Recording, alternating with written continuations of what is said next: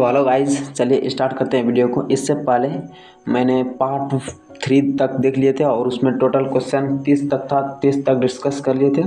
तो अब यह पार्ट 4 है, जैसा कि आपको हमने कहा था उसी तरह चल रहे हैं। ठीक है, तो चलिए स्टार्ट करते हैं। तो क्वेश्चन नंबर 31 देखिए क्या कह रहे हैं। क्वेश्चन नंबर 31 कह रहे हैं, काल क्रम के अनुसार निम्नलिखित घटनाओं को व्यवस्थित करें। तो देखिए, साइमन कमीशन भारत 1928 में आया था। कब आया था? तो 1928 में साइमन कमीशन भारत आया था। और प्रथम गोलमेज सम्मेलन जो हुआ था यह 1930 में हुआ था। कब हुआ था? 1930 में हुआ था प्रथम गोलमेज सम्मेलन। और 1931 में द्वितीय गोलमेज सम्मेलन हुआ था। और 1932 में तृतीय गोलमेज सम्मेलन हुआ था। ठीक है, और द्वितीय गोलमेज सम्मेलन में गांधी जी ने भाग लिया था। ठीक है, और गांधी इरविन समझौता, तो गांधी इरविन समझौता यह 1931 को हुआ था। कब हुआ था? 1931 को हुआ था।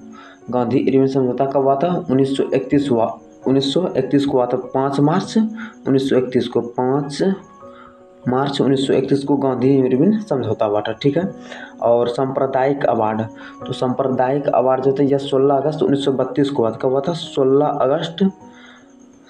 अगस्त 1932 को। तो इसका राइट आंसर हो जाएंगे ABCD, यानी कि सीरियल हो जाएंगे, यानी ABC, ऑप्शन ए इसका राइट आंसर हो जाएंगे। ठीक है, तो देखिए फिर से पढ़ते हैं। कह रहे हैं काल क्रम के अनुसार सजना है। तो साइमन कमीशन जो था यह भारत 1928 में हुआ था, जबकि साइमन कमीशन का गठन 1927 में हुआ था। ठीक है, और प्रथम गोलमेज सम्मेलन जो हुआ था वह 1930 में हुआ था। और द्वितीय गोलमेज सम्मेलन में गांधी जी ने भाग लिया था, जो कि 1931 में हुआ था। ठीक है, और गांधी इरविन जो समझौता हुआ था वह 5 मार्च 1931 को हुआ था। कब हुआ था? तो 5 मार्च 1931 को हुआ था। और सांप्रदायिक अवार्ड की शुरुआत 16 अगस्त 1932 को हुआ था। कब हुआ था? 16 अगस्त 1932 को हुआ था। ठीक है, तो चलिए क्वेश्चन नंबर 32 को बढ़ते हैं। क्या करें? क्वेश्चन नंबर 32 कह रहा है, भारत छोड़ो आंदोलन के समय करो या मरो का नारा किसने दिया था? तो भारत छोड़ो आंदोलन के समय करो या मरो का नारा महात्मा गांधी ने दिया था। ठीक है, और करो भारत छोड़ो आंदोलन की शुरुआत कब हुई थी? तो 1942 में हुई थी। कब हुआ था? 1942 में हुआ था। और इसी टाइम ने गांधी जी ने करो या मरो का नारा दिया था। ठीक है, और क्वेश्चन नंबर 33 देखिए क्या कह रहे हैं। क्वेश्चन नंबर 33 कह रहे हैं, नरम एवं गरम दल के विभाजन के समय 1907 यानी कि भारतीय राष्ट्रीय कांग्रेस के अध्यक्ष कौन थे? तो नरम और गरम दल के विभाजन के समय जो भारतीय राष्ट्रीय कांग्रेस के अध्यक्ष थे वो कौन थे? तो वह थे रास बिहारी घोष। कौन थे? रास बिहारी घोष। या राजनीतिज्ञ थे। कौन थे? रास बिहारी घोष या राजनीतिज्ञ थे। और 1907 का जो अधिवेशन हुआ था यह सूरत में हुआ था। कहाँ हुआ था? तो सूरत में हुआ था। ठीक है, तो क्वेश्चन नंबर 34 को बढ़ते हैं। 34 देखिए क्या कह रहे हैं। क्वेश्चन नंबर 34 कह रहे हैं, 1919 के सुधार अधिनियम के तहत कार्यकलापों की जांच के लिए गठित साइमन कमीशन का भारतीयों ने बहिष्कार किया क्योंकि, तो देखिए ऑप्शन ए कह रहे हैं, इसमें अछूतों को सांप्रदायिक प्रतिनिधित्व देने की पेशकश की गई। ऑप्शन बी कह रहे हैं, इसमें एक भी भारतीय शामिल नहीं था।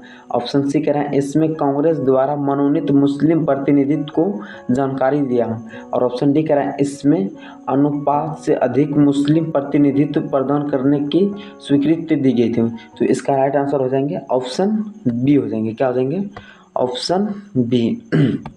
ऑप्शन में इसमें जो था ना, एक भी भारतीय शामिल नहीं किया गया था। ठीक है, इसीलिए बहिष्कार किया गया था। ठीक है, और क्वेश्चन नंबर 35 देखिए क्या कह रहे हैं। तो क्वेश्चन नंबर 35 कह रहा है, निम्नलिखित का मिलान करना है। ठीक है, आपको बता दें, महात्मा गांधी या दांडी मार्च से समझे। ठीक, किससे इसका मिलान? ऑप्शन इसी यही हो जाएंगे। ठीक है, महात्मा गांधी दांडी मार्च से संबंधित है। ठीक है, और दांडी मार्च आपको बता दीजिए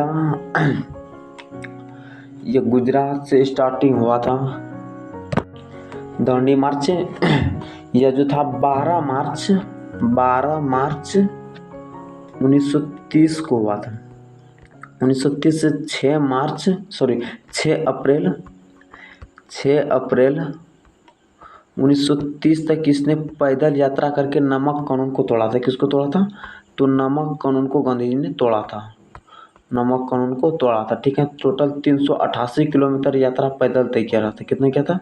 388 किलोमीटर यात्रा पैदल तय किया था। ठीक है, तो देखिए और बी कह रहे हैं जवाहरलाल नेहरू रेड शर्ट आंदोलन, यानी कि जवाहरलाल नेहरू जो थे ये लाहौर का पूर्ण स्वराज का प्रस्ताव किया था। किसने किया था? जवाहरलाल नेहरू ने लाहौर का पूर्ण स्वराज का प्रस्ताव किया था। और कब प्रस्ताव किया था? 1929 के लाहौर के अधिवेशन में जवाहरलाल नेहरू ने पूर्ण स्वराज की मांग की थी। ठीक है, और उससे देखिए क्या करें, अब्दुल गफ्फार खां या रेड शर्ट आंदोलन के थे। ठीक, किसे थे? यस, रेड शर्ट आंदोलन किसका? दो मिलन से हैं। और सरदार पटेल या बारदोली सत्याग्रह से। ठीक है, बारदोली आंदोलन।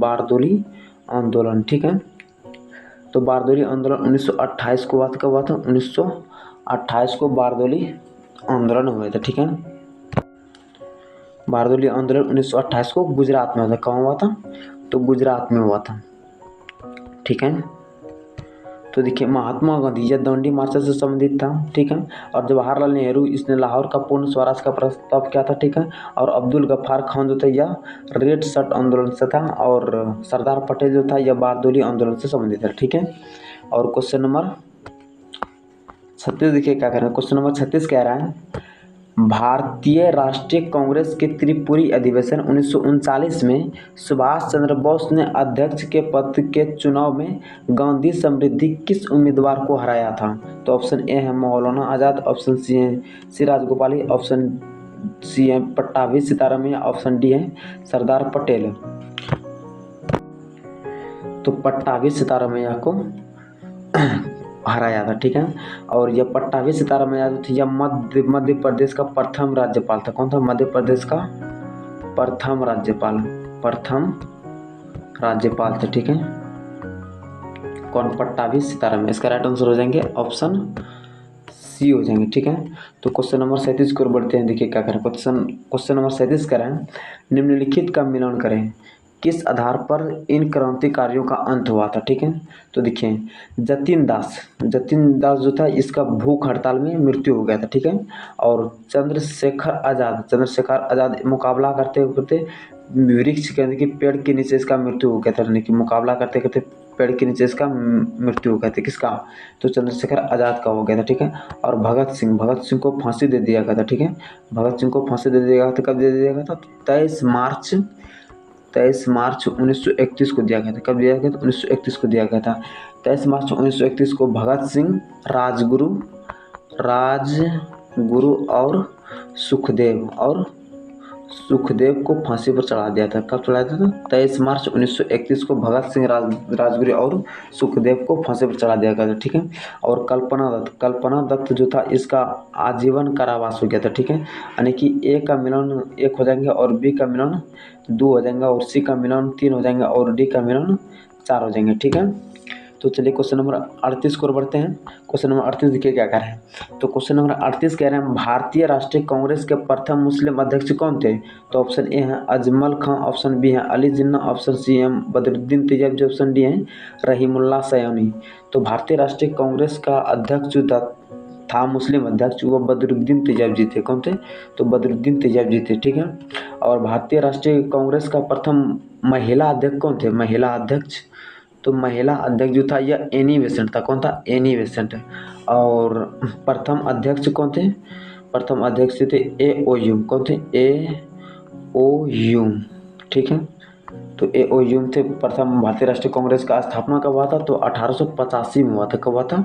तो 1885 में हुआ था। ठीक है, तो क्वेश्चन नंबर 39 देखिए क्या कह रहे हैं। क्वेश्चन नंबर 39 कह रहे हैं 13 अप्रैल 1919 के जलियांवाला बाग सभा जिसमें भीषण हत्याकांड हुआ का उद्देश्य था? ऑप्शन ए हड़ताल का आयोजन, ऑप्शन बी है साइमन कमीशन का विरोध, ऑप्शन सी है लोकप्रिय नेताओं को गिरफ्तारी का विरोध, ऑप्शन डी है स्वराज की मांग। तो 13 अप्रैल 1919 के जलियांवाला बाग सभा जिसमें भीषण हत्याकांड हुआ का उद्देश्य था लोकप्रिय नेताओं का गिरफ्तारी का विरोध। क्या उद्देश्य था? लोकप्रिय नेताओं का गिरफ्तारी का विरोध था, ठीक है। तो क्वेश्चन नंबर 40 देखिए क्या कह रहे हैं। क्वेश्चन नंबर 40 कह रहे हैं संविधान के प्रारूप समिति के सभापति कौन थे। तो ऑप्शन ए है JB कृपलानी, ऑप्शन बी है BR अम्बेडकर, ऑप्शन सी है doctor Rajendra Prasad, option D है सरदार पटेल। तो संविधान सभा के जो प्रारूप समिति थी उसके अध्यक्ष थे BR अम्बेडकर जी को थे। तो BR अम्बेडकर जी थे, ठीक है। और JB कृपलानी या झंडा समिति के अध्यक्ष थे। किसके अध्यक्ष थे। तो झंडा समिति के अध्यक्ष थे JB कृपलानी, झंडा समिति के अध्यक्ष थे। झंडा समिति JB कृपलानी और राजेंद्र प्रसाद थे। JB कृपलानी और राजेंद्र प्रसाद कौन थे, या झंडा समिति के अध्यक्ष थे। और राजेंद्र प्रसाद ये झंडा समिति के अध्यक्ष थे, ठीक है। और BR अम्बेडकर ये प्रारूप समिति के अध्यक्ष थे। और डॉक्टर राजेंद्र प्रसाद ये झंडा समिति के अध्यक्ष थे। डॉक्टर राजेंद्र प्रसाद और JB कृपलानी ये दोनों झंडा समिति के अध्यक्ष थे, ठीक है। और सरदार पटेल जो थे यह अल्पसंख्यक